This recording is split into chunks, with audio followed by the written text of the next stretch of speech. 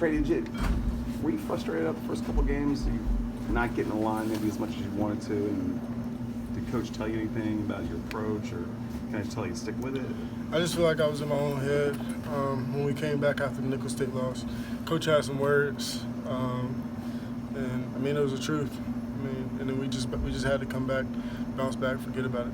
What were those couple days like, Trey? And what were a clean version of those words that Capel passed along?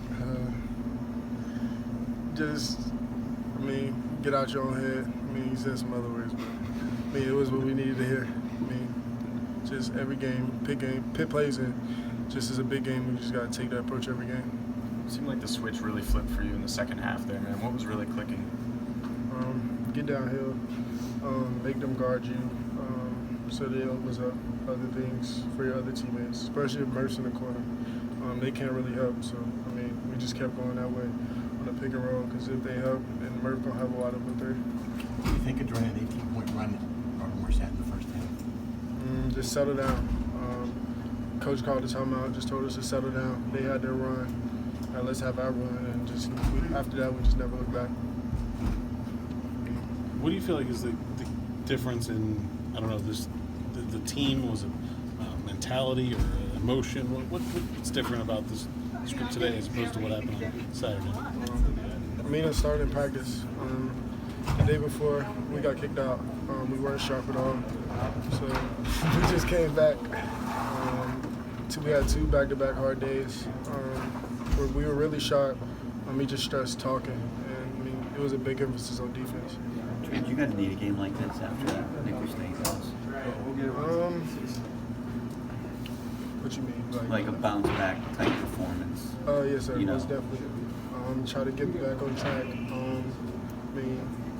Nicholls State, it shouldn't have taken that. It did. We just had to deal with it, learn from it, and then just try not to let it happen again. Coach, you ever have a coach kick you out of practice before? Yeah, he kicked us out one time last year. What about in high school? Any other coach ever do that? No. Maybe at Hargrave. I think they did one time at Hargrave. Does it work in your estimation? I don't think it's really that. I just think we just had to come back together as a team. That's it.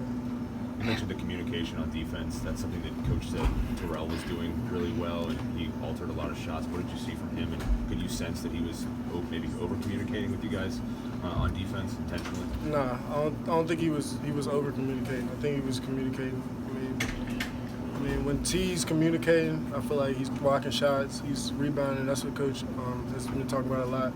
When you talk, it puts you in the right spot. So when TB was talking, it put him in the right shot to get rebounds, block shots. T had a great game. He was everywhere.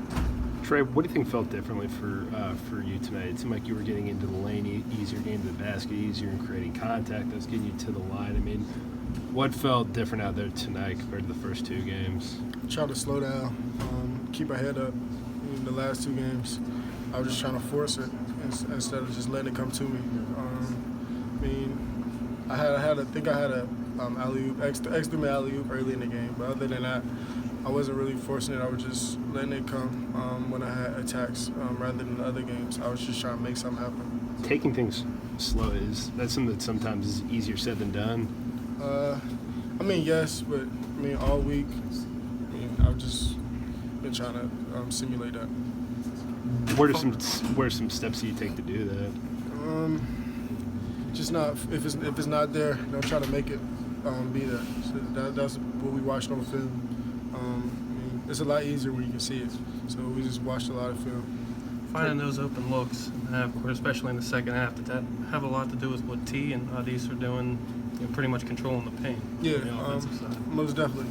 One time, T's man helped over, so I just threw it up on the glass, and then T's there. So, it helps when T's at his best. Was the crowd and the environment pretty much what you guys were expecting? We were kind of expecting it, but you really don't know until you get here. So it was loud. Coach told us they were going to be on top of us. So, once you got there, it was just, I think it wasn't a big adjustment. You just had to kind of hear it and get used to it. Is that the most in rhythm you guys felt this season? Well, maybe in a while for you. It's in that second half on offense. I think so. I think we can learn from it. We kind of got this sticking a little bit, kind of late in the game. Sure, you guys have a rivalry game up next. When do you kind of start getting excited for West Virginia? As soon as we get back to campus, it's time to move on. Just get ready, get ready for the next game. Get ready to work for it tomorrow on scout, just things like that. What do you anticipate from that game? Intense. They like to press. So just, our blue team, like Florida State game, I think that's why we played so well. Coach said the first day, we had a good team practice overall, like intensity. But the blue team, they were whooping us. The white team had 22 turnovers at practice. So I felt like that kind of simulated Florida State a little bit. So, it helped us.